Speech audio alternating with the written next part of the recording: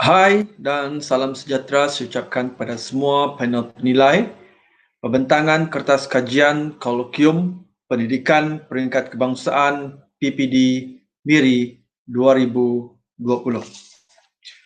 Saya Cikgu Steven, anak Riji dari Sekolah Kebangsaan Tudan, dan tajuk kajian tindakan saya adalah menangani murid berisiko keciciran sekolah melalui projek Sinar di Sekolah Kebangsaan Tudan MIRI.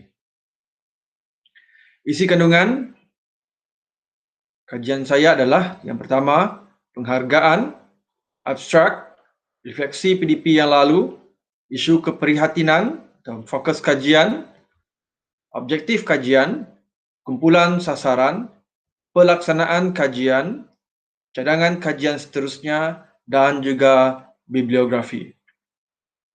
Penghargaan. Saya Cikgu Steven, anak Riji dari Sekolah Kebangsaan Tudan, mengucapkan terima kasih kerana diberi peluang menghasilkan kertas kajian tindakan pada tahun ini. Ini merupakan julung kalinya saya menyertai kajian tindakan seumpama ini. Setinggi-tinggi penghargaan diucapkan kepada PPD MIRI yang banyak memberi peluang pada guru-guru membuat kajian tindakan di daerah MIRI pada tahun ini. Terima kasih juga kepada Puan Rohani binti Ismail selaku guru besar di SK Tudan yang memberi dorongan untuk membuat kajian tindakan ini. Tidak tinggal juga terima kasih kepada Barisan Penolong Kanan sekolah yang banyak memberi sokongan kepada saya sepanjang saya membuat kajian. Tidak tinggalan juga kepada isteri dan anak-anak yang memahami tugas saya yang agak sibuk sejak kebelakangan ini. Tanpa sokongan daripada semua pihak, mustahil atas kajian tindakan ini dapat dibuat dengan jayanya. Abstrak kajian ini. Kajian ini bertujuan mengenal pasti keberhasilan, impak meningkatkan kehadiran murid ke sekolah dan menangani masalah murid berisiko keciciran dari sekolah melalui projek Sinar. Projek ini mula dijalankan pada tahun 2020 untuk meningkatkan kehadiran murid ke sekolah dan menurunkan kadar murid berisiko keciciran sekolah melalui beberapa program, iaitu program mentor-mentee, bimbingan berfokus, sisi bimbingan individu ataupun berkelompok, dan program ziarah cakna. Terdapat beberapa faktor yang menyumbang kepada masalah keciciran pelajar di sekolah. Antara faktor yang dikenal pasti menyumbang pada murid berisiko tinggi untuk tercicir ialah faktor murid dan keluarga. Antara faktor utama murid tercicir ialah gagal dalam keseluruhan subjek, manakala antara faktor keluarga pula ialah pendapatan isi rumah yang rendah, jarak rumah dari sekolah yang jauh, dan status ibu bapa yang bercerai. Refleksi PDP yang lalu. Merujuk pada analisis keputusan ujian akhir tahun 2019, Sistem Analisis Peperiksaan Sekolah SAPS, seramai 69 orang yang terdiri daripada murid tahun 3 sehingga tahun 6 mendapat keputusan gagal dalam semua subjek bagi mata pelajaran teras, iaitu Bahasa Melayu, Bahasa Inggeris, Matematik dan Sains.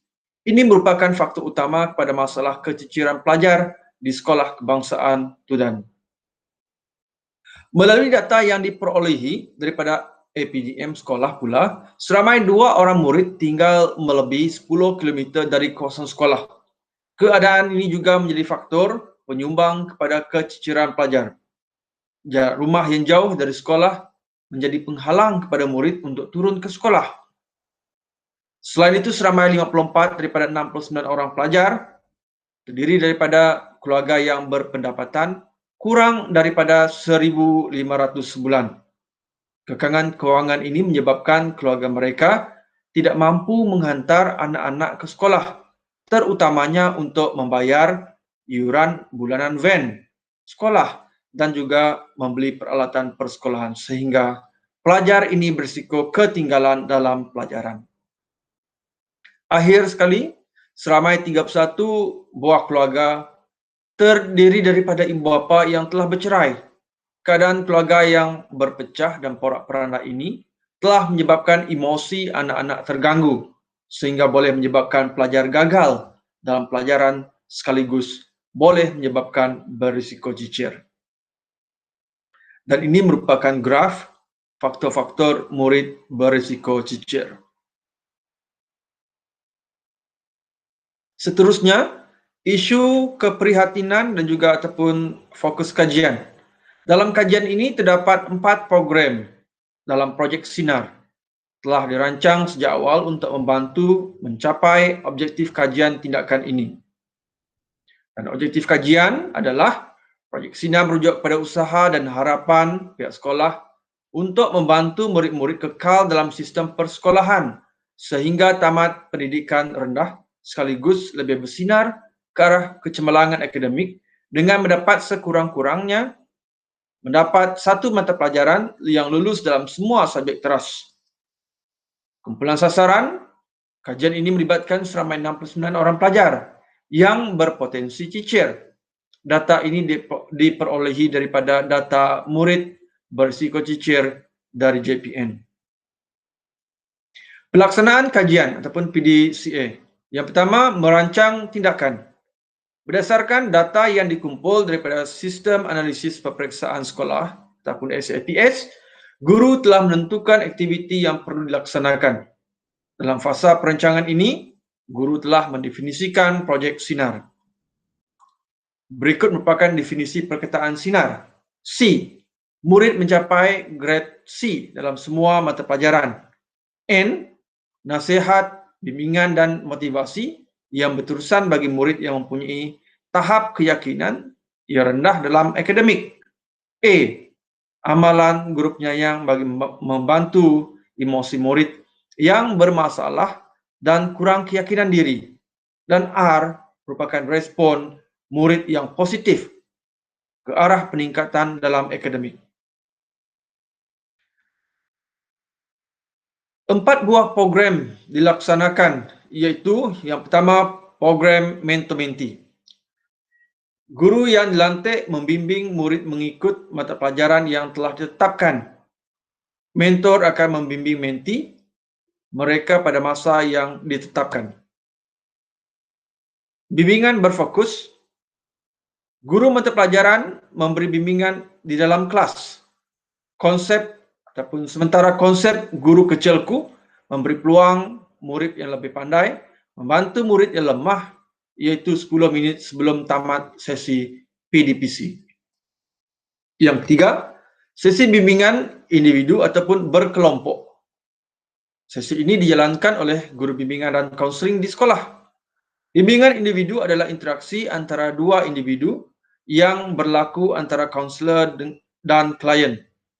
Bimbingan kelompok adalah satu bentuk kaunseling yang mencabar dan dinamik yang memerlukan kemahiran profesional yang lengkap daripada kaunselor.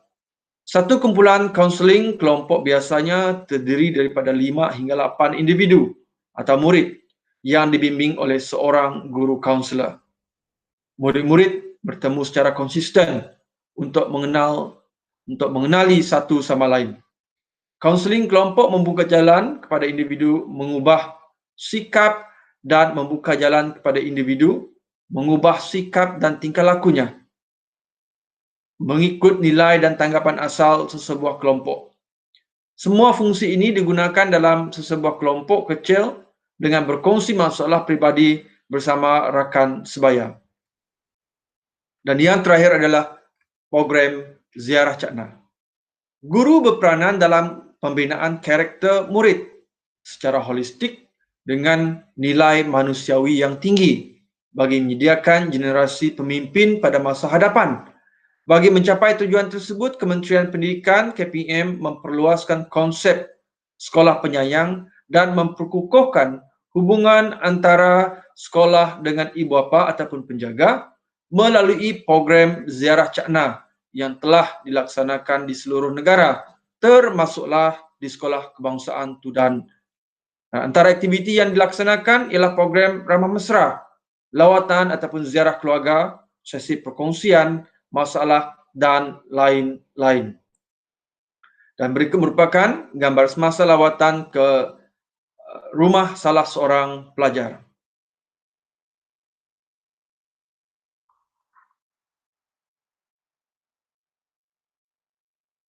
Dapatan kajian. Hasil daripada dapatan kajian tindakan ini mendapati 36 orang murid ataupun bersamaan dengan 52% telah lulus kurang-kurangnya satu mata pelajaran dalam ujian yang dijalankan. Sementara 27 orang murid ataupun bersamaan 39% daripada 69 orang murid masih lagi gagal keseluruhan mata pelajaran. Manakala 5 orang murid ataupun 7% telah berpindah ke sekolah yang lain dan 1 orang murid ataupun 2% mengalami sakit sawan. Dan ini merupakan graf dapatan kajian projek Sinar.